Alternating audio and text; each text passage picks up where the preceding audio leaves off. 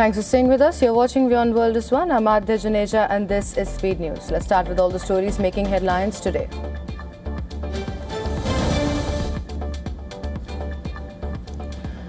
US and Iran have agreed to a peace deal which will end military operations on all fronts, including Lebanon. The initial announcement from mediator Pakistan was quickly confirmed by Washington and Tehran, and an official signing ceremony was scheduled for 19th of June in Switzerland. In a post on his Truth Social network, Trump said that the Strait of Hormuz would reopen, US naval blockade would be removed after the planned signing of the deal on Friday, apparently contradicting an earlier statement that the crucial waterway would open immediately.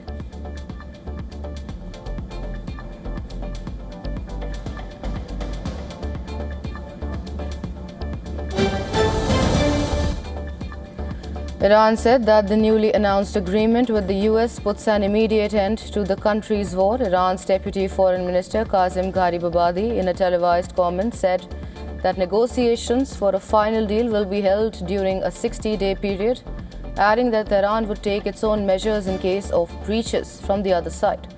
The content of the agreement remains unclear. Iran's Mehr news agency reported that the US will release $12 billion in frozen assets to Iran before the start of negotiations. It quoted a 14-point memorandum of understanding between the two nations, which it said stipulated the release of $24 billion in frozen Iranian assets during the 60-day negotiation period that begins after the MOU is signed.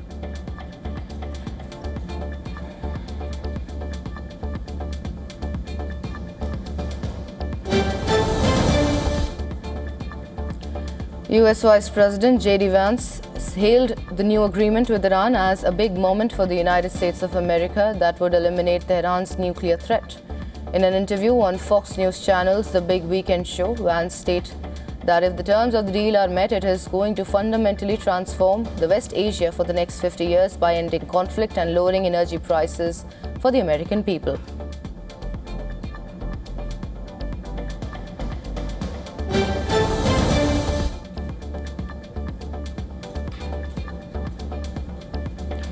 E4 nations, including the United Kingdom, France, Germany and Italy, said the countries were prepared to lift sanctions on Iran in response to steps on its nuclear program after the US and Iran reached a deal to end the war. The leaders of the countries said in a joint statement, and I quote, "Iran must never acquire a nuclear weapon. We stand ready to work with the US, Iran and the IAEA to end this war." End of quote.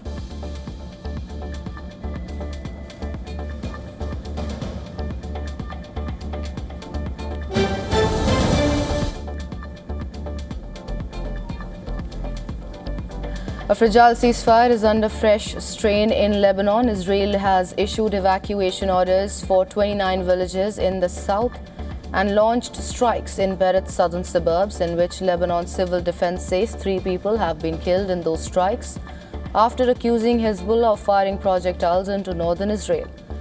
The latest escalation comes at a sensitive moment, with regional powers pushing for a broader diplomatic settlement.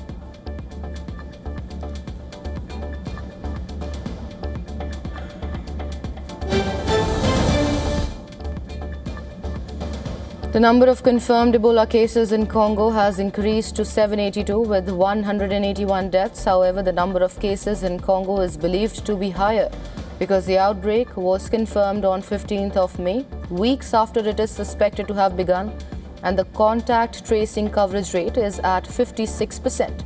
56 people have recovered and the current fatality rate of the outbreak is 23%. The outbreak is concentrated in Congo's eastern province of Ituri, which accounts for more than 90% of the cases.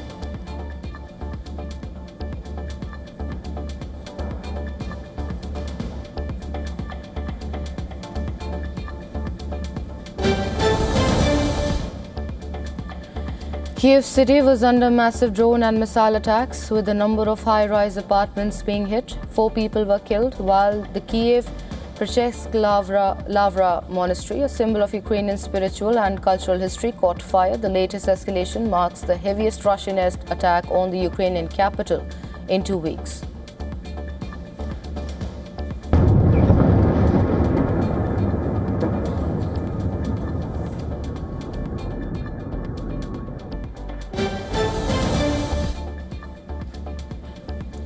A Ukrainian drone strike killed 3 people and wounded 3 others in the Russian city of Tula, around 200 kilometers south of Moscow. According to initial information, a 1-year-old child was among the 3 wounded.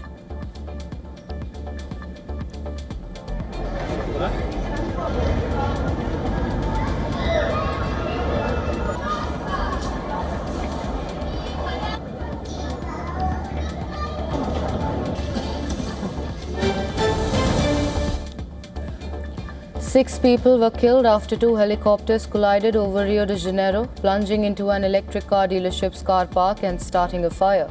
Authorities in Rio de Janeiro released the names of the 6 victims of the collision. Among the dead were American singer Oliver Tree and Argentina YouTuber Gasper Prime, known as Gaspy.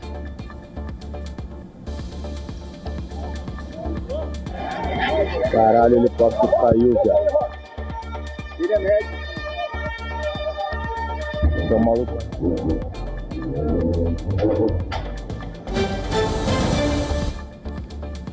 A skydiving plane crashed in the central U.S. state of Missouri, killing 12 people on board. The crash occurred near Butler Memorial Airport, about 95 kilometers south of Kansas City. The private plane carrying 11 skydivers and a pilot turned around for an unknown reason after taking off and crashed near a highway. With nearby Kansas City hosting several Football World Cup matches, authorities were quick to underline, and they say nothing like terrorism or crime related had happened in the crash.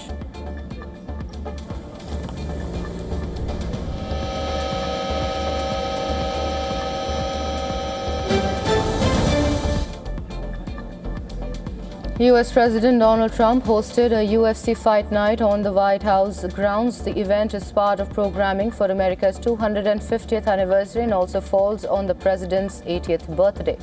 While the event has generated enthusiasm among MAGA allies and supporters, it has drawn rebukes from Trump critics and from some Republicans. Protesters rallied outside the White House while attendees flocked into the surrounding fan zones and watch party.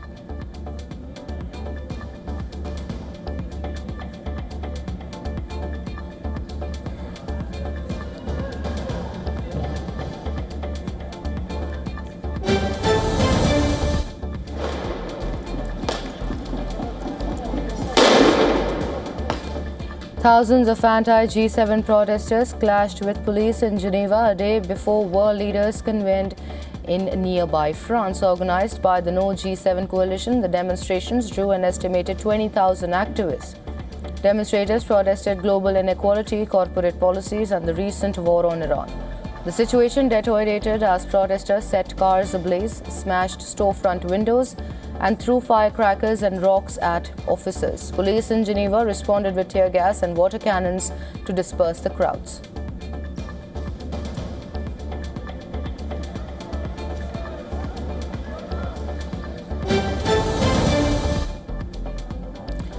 Nearly a third of France's entire bomb disposal unit has been deployed to Aviation to ensure security for the G7 summit, more than 20 years after the Aviation G8, which was marked by violence and significant damage in Switzerland.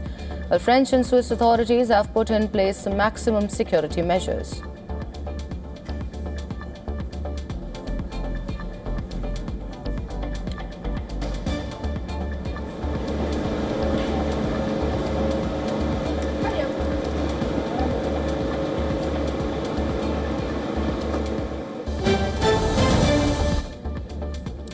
UK Prime Minister Keir Starmer pledged to call time on a social media system failing children amid curbs by a number of countries and calls by parents for an under-16 ban. Starmer's proposals reportedly go further than Australia, which in December became the first nation to ban people under 16 from social media access. Well, they are expected to feature a total social media ban for teens in that age group, along with measures aimed at stopping late-night scrolling for older teenagers. Starmer's Downing Street office said he would set out world-leading action to protect children's well-being online.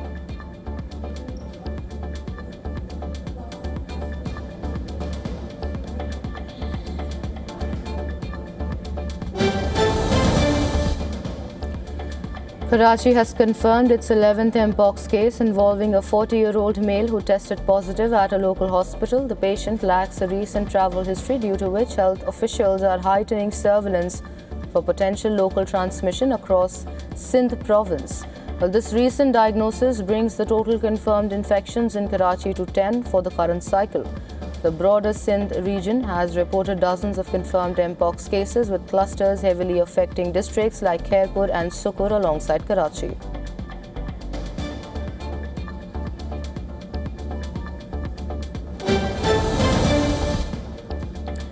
The Communist Party of Nepal is facing an intense internal standoff. A majority of secretariat members and young wings are pushing Chairman KP Sharma Oli to step aside to allow for generational transition and party restructuring following the party's recent electoral setbacks.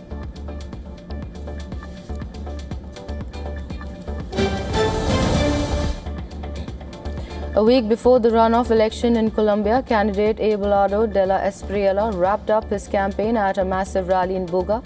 Well, Buga is one of the country's major Catholic pilgrimage sites in the southwest, where Abelardo has promised to rebuild the nation and save it from the radical left.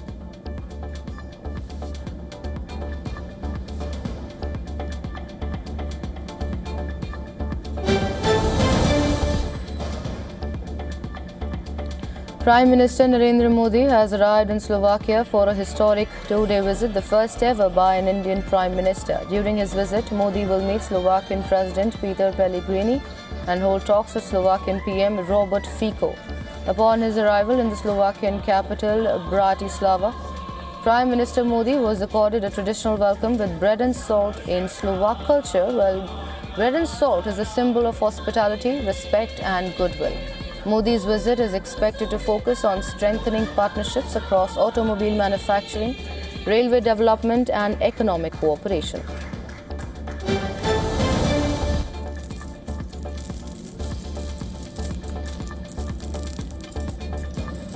A massive forest fire has engulfed the Lamberi forest range in Jammu and Kashmir's Rajouri district. The forest fire follows a prolonged dry spell, which has led to a surge in forest fire incidents in the district.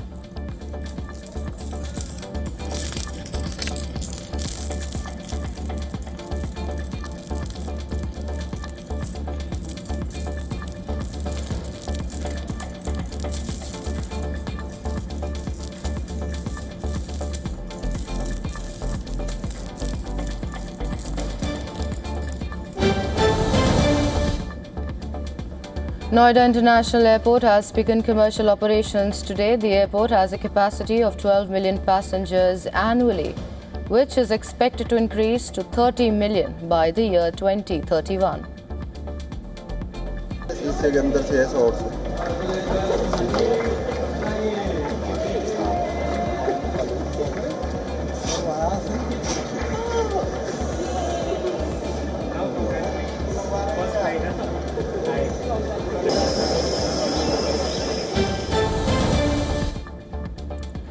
The Indian Meteorological Department has forecasted rain, thunderstorms and gusty winds across Delhi and several northern states as the southwest monsoon continues its advance. Weather officials warn that heat wave conditions could still persist in some areas before widespread rainfall arrives. After days of hot and humid weather, parts of Delhi received light rainfall, bringing temporary relief to residents. The Indian Meteorological Department has issued fresh weather alerts for Delhi NCR and several northern states, forecasting light to moderate rain, thunderstorms, lightning and gusty winds over the coming days.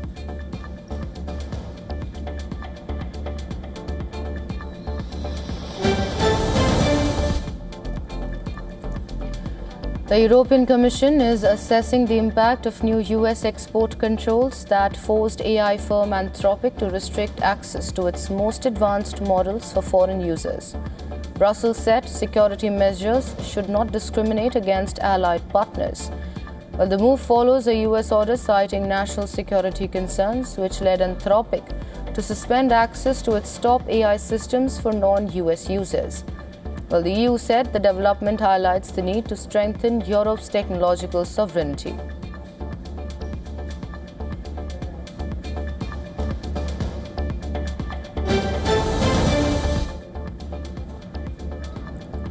Indian Prime Minister Narendra Modi and French President Emmanuel Macron have inaugurated the Bharat Innovates 2026 technology event in France.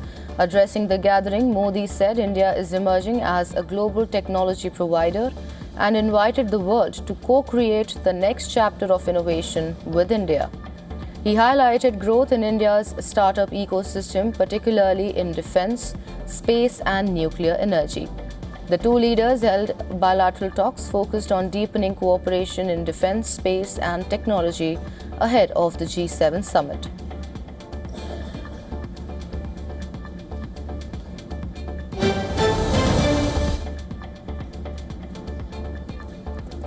A cyber attack has disrupted services at 4 major Iranian banks. This is according to the country's Banking Coordination Council. Well, the attack targeted a shared communications network used by Bank Melli, Bank Tijarat, Bank Sadirat and the Export Development Bank of Iran. Authorities said some banking services were temporarily affected as technical teams activated protective measures. According to the officials, no customer data was accessed, stolen or deleted, and recovery efforts are underway.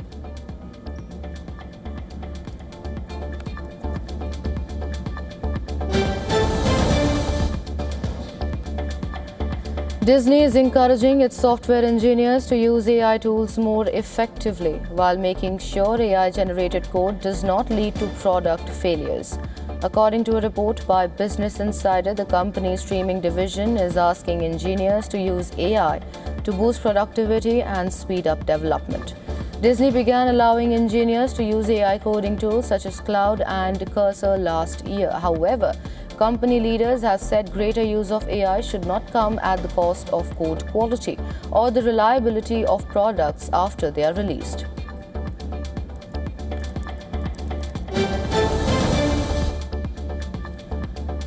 Global markets are surging after US President Donald Trump announced a deal to end the war with Iran. US stock futures jumped, with Nasdaq futures up more than 1%, while Asian markets rallied sharply, led by South Korea and Japan. Investor sentiment also got a boost from SpaceX's record-breaking IPO, which pushed its market value above $2 trillion.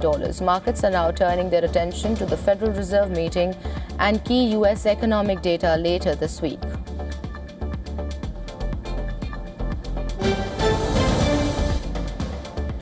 Oil prices have fallen to their lowest level since March after the US and Iran reached an initial peace agreement to end their conflict. Brent dropped more than 4%, while crude slid nearly 5% as traders bet on the return of the West Asian oil supplies. The deal includes plans to reopen the Strait of Hormuz, which is a vital shipping route for around 1/5 of global oil and LNG trade. Analysts say the geopolitical risk premium built into oil prices is now being rapidly unwound. However, investors remain cautious as negotiators work towards a broader agreement during a 60-day ceasefire period.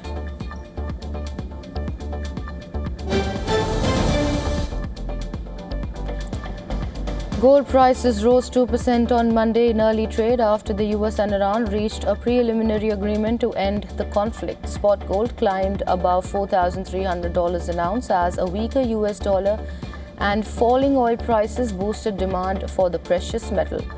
The deal includes reopening the Strait of Hormuz, easing concerns over energy supplies and inflation pressures. Markets have also reduced bets on future US interest rate hikes, improving gold's appeal. Silver, platinum and palladium also posted strong gains as investors repositioned following the breakthrough agreement.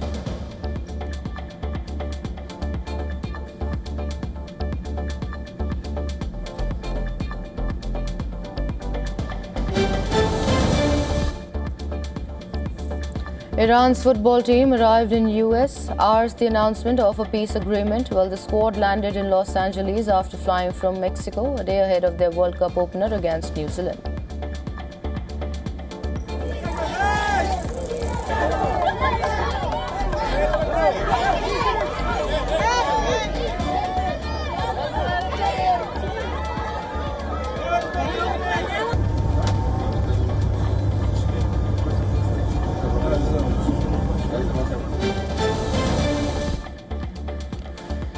Japan scored an 89th minute equalizer as they twice fought back to rescue a 2-2 draw with the Netherlands in Texas to open their World Cup campaigns. It was a game of two halves as all the goals came in a pulsating second period after a cagey first 45 minutes.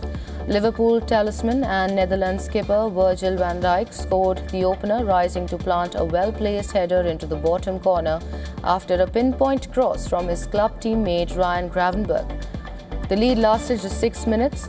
Japan struck back with Kieto Nakamura firing low past goalkeeper, helped by a deflection. Dutch winger Somerville then curled a finish into the bottom corner just after the hour to restore the lead. The Dutch looked like they would hold on, but Japan levelled at the death with Crystal Palace midfielder Daichi Kamada credited with the goal after a deflection.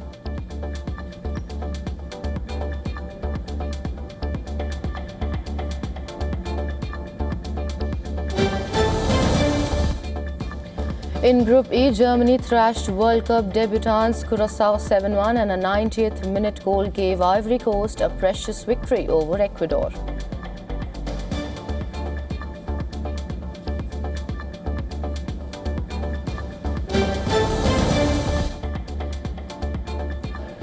Tyra Banks is suing Netflix and the producers of the documentary series America's Next Top Model for defamation. The former supermodel alleges the streamer used selective editing to misinterpret her comments, effectively fabricating a narrative that damaged her reputation.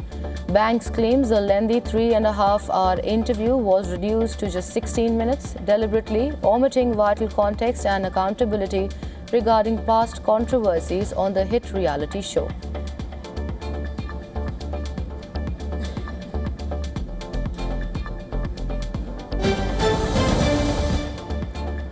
Oscar-winning composer Ludwig Göransson is foregoing a traditional orchestra for Christopher Nolan's upcoming historical epic The Odyssey. To authentically capture the sounds of ancient Greece, Göransson has utilized replica instruments from antiquity. The unique soundtrack aims to accurately reflect the Bronze Age setting of Homer's legendary tale.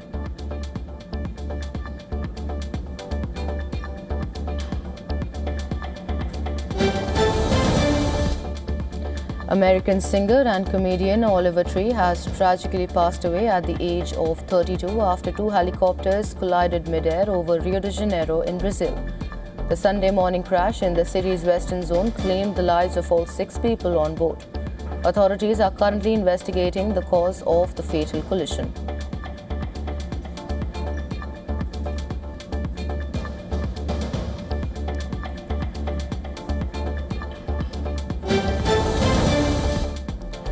K-pop's Hallyu wave has officially surged into India's capital. Thousands of enthusiastic fans descended upon the pop-up park in New Delhi.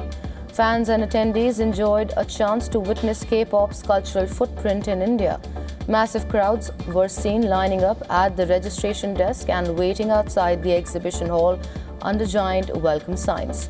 Later, the fans got a chance to enjoy K-pop-styled live performances and DJs.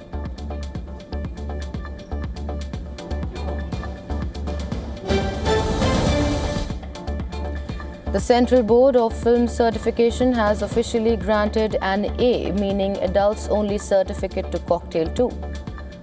Well, the movie starring Shahid Kapoor, Kriti Sanon and Rashmika Mandanna, the romantic drama sequel, will have a runtime of 150 minutes. The certification marks a career first for Kriti Sanon, while serving as Rashmika's second adult-rated Hindi film and Shahid Kapoor's fifth.